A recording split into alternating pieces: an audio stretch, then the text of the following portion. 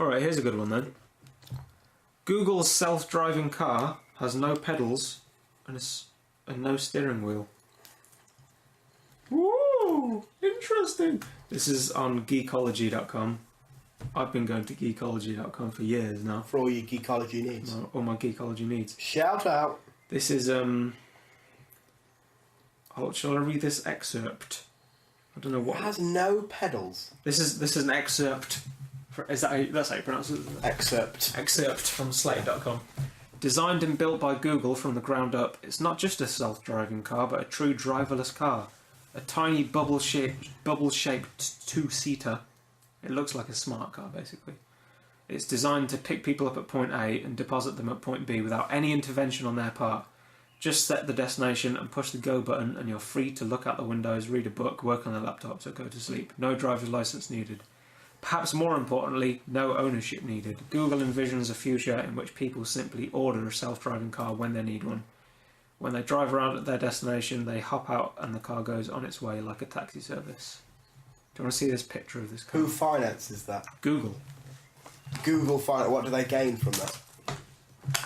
I have no idea. That's cool. It's a weird looking car, isn't it? Very, very cool. It looks like a smart car. It looks like Mark. Without a fender. Yeah, it does. I imagine maybe they'll put adverts in the car. Google are very big on adverts. Yeah. I mean, I don't know how they'll make money. This journey is... Oh no, they'll make money because people will have to pay to use the service. A doy. That's how they'll make money. Because it'll be like 60 quid to use it. Can you buy one?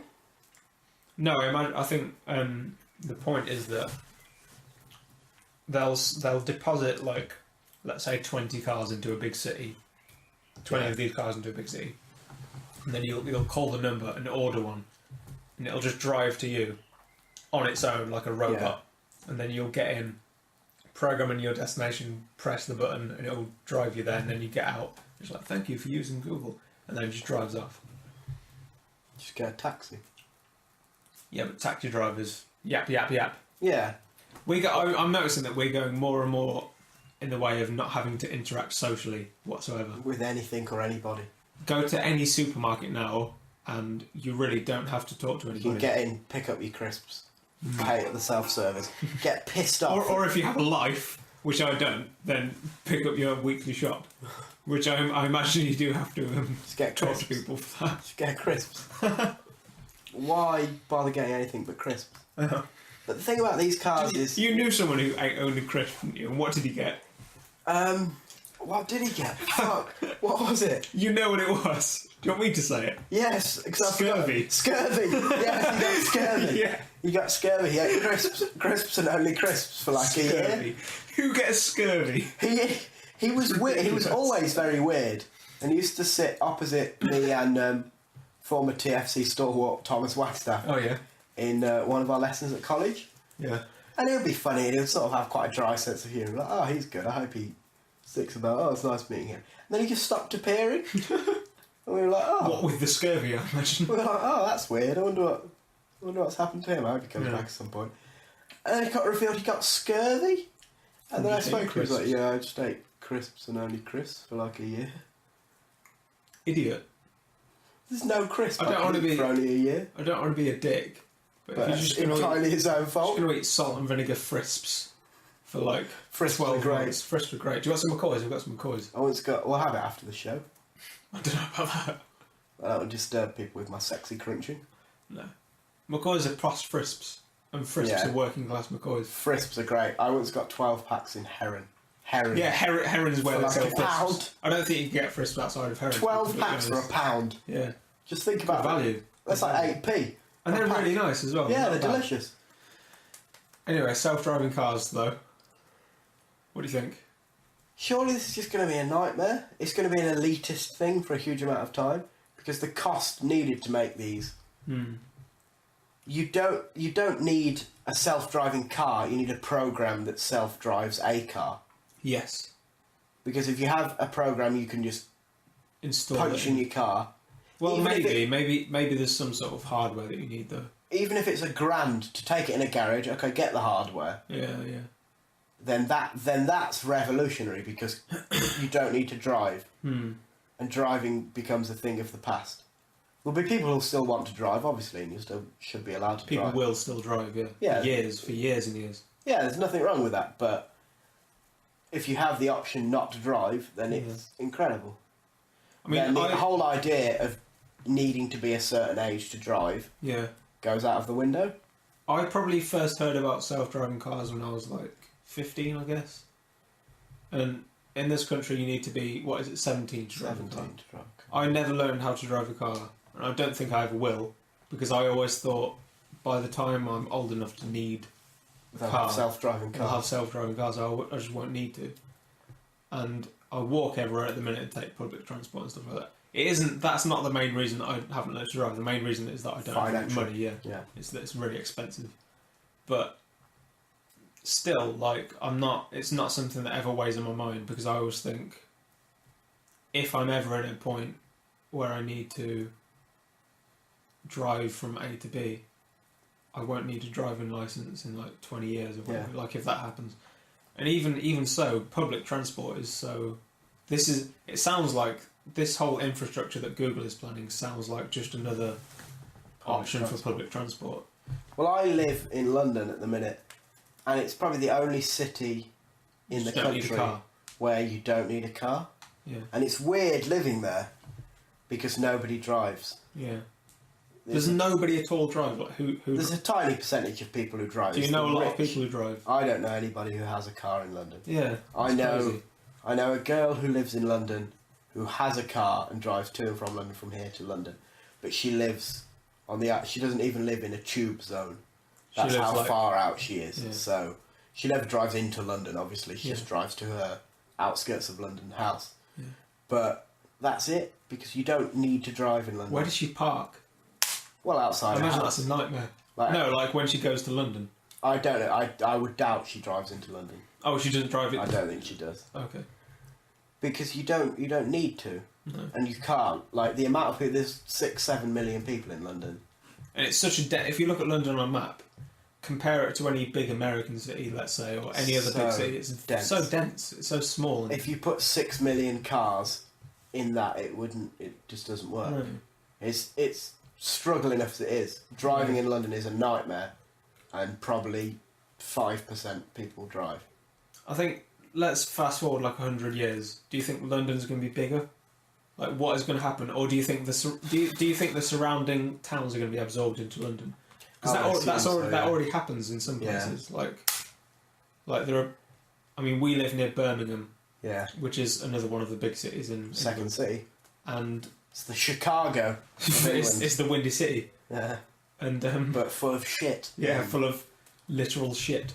Black Sabbath, are they from? Yeah, Black Sabbath. All the metal bands are from Birmingham. Yeah. And that absorbed a lot of small towns like Sutton Coldfield, stuff like that. A lot of these small outlying towns just got swallowed into this big city.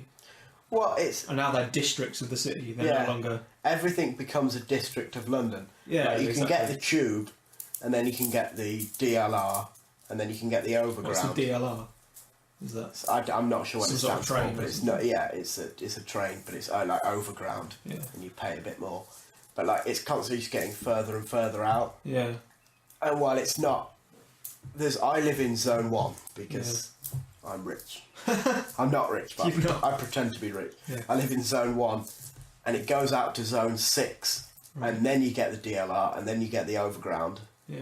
And you're still in London at this point. Yeah. Like, you say something like Wimbledon or Milton Keynes, really that's still sort of London. It's not, but it still sort of is. And you're just going to get to the point where the networks, the public transport networks, the jobs, the money, whatever, is just going to branch out further, and so it just becomes engulfed by it. Nothing changes other than the fact you're now part of Greater London. Yeah, I was just going to say Greater London is like the term that is going to be used. People don't want to lose their identity. It's the same thing that happens when any culture grows. Like, take the USA as an example.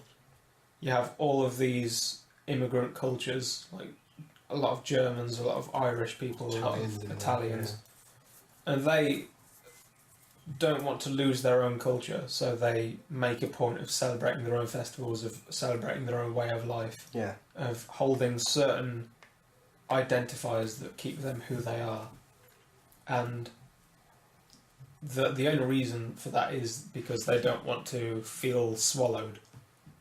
I mean, remove it a few generations, and a lot of that stuff would be gone. Like people, like the kids who are being born today into Italian families won't care in America. Won't care so much about pasta and bread and shit like that. No. You know, like the kids who are being born into Muslim families now in England won't care quite so much about Eid and Muslim festivals. Well, they'll like it because they get a day off school. Well, yeah.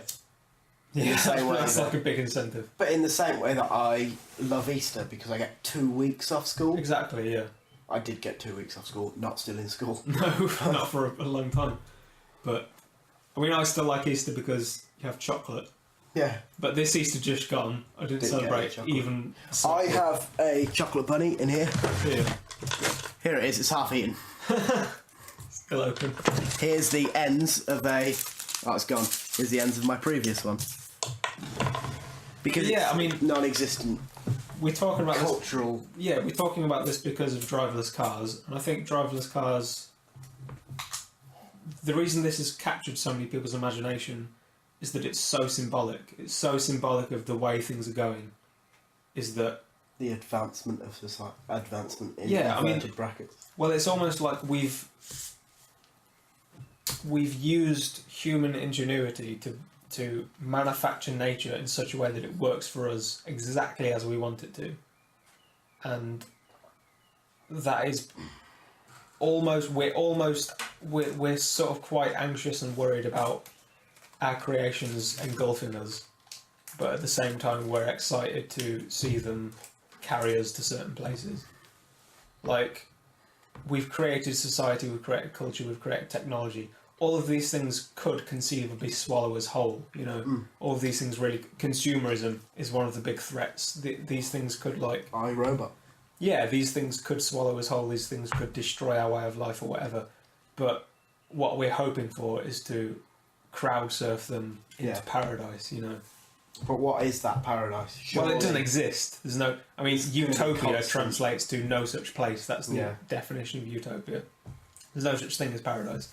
That's why all these religions say you go to paradise when you die. It's their way of saying fuck you. It doesn't happen. There's no such thing. You know, suffering is a part of life. Suffering is life. Yeah, but that's not a reason that you shouldn't hope. Hope for it. Yeah, no, of course not.